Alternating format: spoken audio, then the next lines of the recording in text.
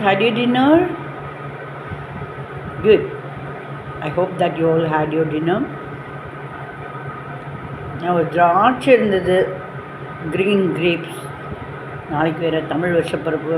அதில் 2 கிரேப்ஸ் மட்டும் வாயில் போட்டுருந்தேன். அதே கொஞ்சம் நேரம் கடிச்சுட்டுருக்கேன், அதே சாப்பிட்டுருக்கேன். ஓகே, இப்போ பூம்பும் மாடு நம்ம பார்த்துருக்கோம் இல்லையா? ஒவ்வொரு வீட்டுக்கும் வந்து அது அவங்களெல்லாம் ஆசீர்வாதம் பண்ணுறியா அப்படின்னா அப்படிங்கும். எல்லாமே அழகாக நமக்கு கொஞ்சம் ரொம்ப ஃப்ரெண்ட்லியாக புரிதலோடு இருக்குதுன்னு நினச்சிட்டு நம்ம பக்கத்தில் போவோம். அதை மேனேஜ் பண்ணுறதுக்கு ஒருத்தங்க இருப்பாங்க, அதை பார்த்து கூட்டின்னு வரத்துக்கு எல்லாம். பூம்பும் மாடு தானே, சும்மா தலையாட்டும் அப்படின்னு அதோட வாழை பிடிச்சிருந்தா சும்மா இருக்குமா? முட்டாது. பூம்பும் மாடு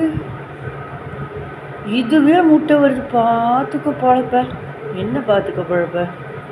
எல்லாருக்கும் உணர்வுன்னு ஒன்று இருக்குல்ல, உயிர்னு ஒன்று இருக்குல்ல, அதில் ஏதாவது தராதரம் இருக்கா? இல்லையே. அதாவது அடுத்தவங்களுக்கு வந்தால் தக்காளி சட்னி, நம்மளுக்கு வந்தால் ரத்தம் அப்படிம்பாங்க. அதாவது அவங்கவுங்களுக்கு அவங்கவுங்களோட கஷ்டங்கள் ரத்தம் மாதிரி தான், அது அடுத்தவங்களுக்கு தொக்கு தானே, தக்காளி சட்னி மாதிரி. நம்மளுக்கும் ரத்தம் மாதிரி அந்த மாதிரி இருக்கிறது இட்ஸ் நாட் குட். இப்போ எங்கேயாவது நம்ம வந்து பொதுவாக எங்கேயுமே ஜாஸ்தியெல்லாம் பேச மாட்டோம். பேசினாலும் நம்மளை ஒரு அம்பு வந்து பாஞ்சு நம்மக்கிட்ட வருதுன்னா டக்குன்னு பிடிச்சிக்குவோம். எனக்கு பரவாயில்ல, குத்திடு அப்படின்னா இருக்கும். டக்குன்னு அதை நம்ம இது பண்ணிவிடுவோம் இல்லையா? அதுவும் கூட நம்ம பண்ணல. அந்த மாதிரி சாதுவாக இருக்கலாம், அதுக்குன்னு ஓவராக இருக்க முடியாது.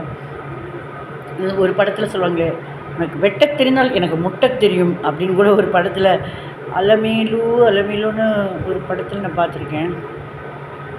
அதாவது நம்ம எப்போவுமே சின்ன குழந்தையாக இருக்கலாம் எல்லாரோட கண்ணுக்கும். ஆனால் எத்தனை வருஷங்கள் என்னென்ன வளர்ச்சிகள் அதெல்லாம் பார்த்து அதுபடி தானே இருக்கணும். ஒன்றும் இல்லை, ஒரு கல்யாணத்தில் பந்திக்கு லேட்டாகவோ வந்துட்டு 3வது பந்தி உட்காந்துட்டு, முதல் பந்தியில் மிளகாப்பொடி இருந்தால் எனக்கு மிளகாப்பொடி வேணும்னு யாரோ கேட்க, நம்ம வீட்டு ஆளுகளில் யாரோ ஒருத்தர் போய் அதுக்கு போய் கல்யாணம் இவங்களை போய் கேட்க, இத்தனை மிளகா பிடிக்கும், அவங்க எவ்வளோ பெரிய விஷயம். அடுத்தது திபுன்னு அந்த கல்யாணத்தில் நிறைய பேர் வருவாங்க, அவங்களுக்கு சாப்பாடுலாம் ரெடி ஆகணும், அவ்வளோ பெரிய விஷயம். சாப்பாடு தான் தீஞ்சு போச்சுன்னா ஒன்றும் சரி, தீந்து போச்சுனாலும் சரி பிரச்சனையாகும். மிளகாப்பொடி ஒரு மேட்ரு. ஆக்சுவலாக என்னென்னா 2 பக்கம் பிரச்சனை இல்லாமல் இப்படி சொல்லலாம், யாரோ மிளகாப்பொடி இல்லையா, கண்டிப்பாக மிளகாப்பொடி நான் போய் சொல்லிட்டு வரேன் அப்படின்னு.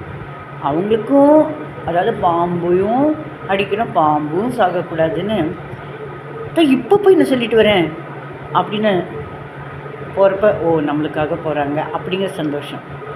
அதே அந்த கிச்சனில் என்ன பரபரப்பு இருக்குங்கிற காமன் சென்ஸை யூஸ் பண்ணிவிட்டு இல்லை இருக்குதுங்க, சரி இல்லைன்னா நீங்கள் உங்கள் வேலையை பாருங்கள், அடுத்தடுத்து இருக்குது, சரி இருந்தேன்னா கொடுங்க, இல்லைன்னா நோ ப்ராப்ளம் அப்படின்னு இது பண்ணிக்கலாம். அதாவது வாட் அப்படின்னா என்ன அப்படின்னு, ஸோ வாட்னா அதனால் என்ன, 2க்கும் வித்தியாசம் இருக்குது. ஆக்சுவலாக இப்போ நம்ம வீட்டில் வந்து இந்த விஷயம் சொல்லிகிட்டு இருக்கிறப்போ, அது எப்படி ஒருத்தங்க சொல்லுவாங்க, அது எப்படி மிளகாப்பொடியே இல்லாமல் அதெல்லாம் எப்படி, ஏன் ஒரு கல்யாணத்தில் 5-6 ஐட்டம் இருக்கிறப்ப அந்த மிளகாப்பொடி இல்லைன்னு இறங்காதா? இல்லை வீட்லேயே நம்ம வந்து 2 இட்லி, அந்த 2 இட்லிக்கே ஒன்றுமே இல்லாமல் மிளகாப்பொடி இல்லைன்னா அது வேறு, தொண்டையில் அப்படியே அடைக்கும், அது வேறு. ஐட்டம்ஸில் இருந்து இது பாயசத்துக்கு எதிர்பார்க்குற மாதிரி, அடிவயிறு சோறுக்கு எதிர்பார்க்குறது வேறு, எல்லாம் சாப்பிட்டு ஏப்பத்துக்கு முன்னாடி வெத்தலை வாக்க பீடாக எதிர்பார்க்குற மாதிரி. எக்ஸ்ட்ராஸ்லாம் என்ன பெரிய விஷயம் இல்லையே.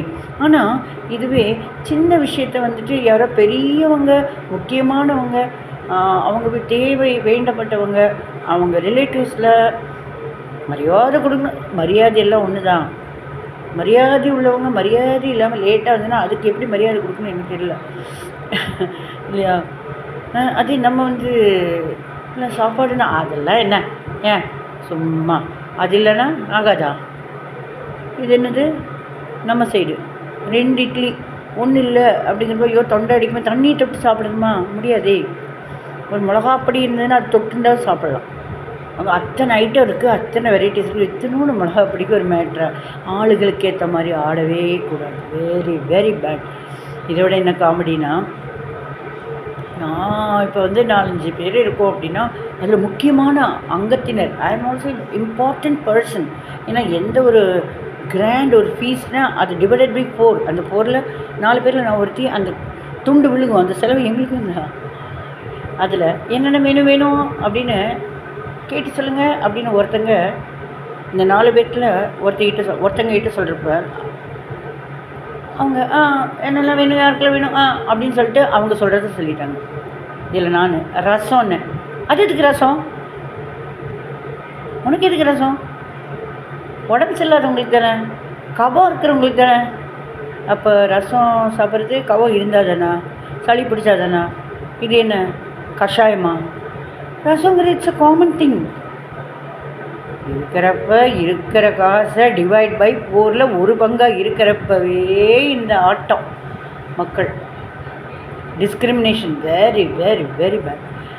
அதே மாதிரி நம்ம பயங்கர பவர்ஃபுல்லாக இருப்போம். ஒருத்தங்களுக்கு ஒரு வீட்டில் 2 பேர்த்துக்கு நம்ம கல்யாணத்துக்கு அந்த சபையில் இருந்து ஹெல்ப் பண்ணியிருப்போம். அது அந்த போஸ்ட்லாம் இல்லை, ஜஸ்ட் ஹெல்ப் அவ்வளோதான். ஆனால் சில பேர் தற்குறியாக இருக்கிறவங்களாம் அதுதான் போஸ்ட் நினச்சி ஆட்டம் போடுவாங்க பாரு.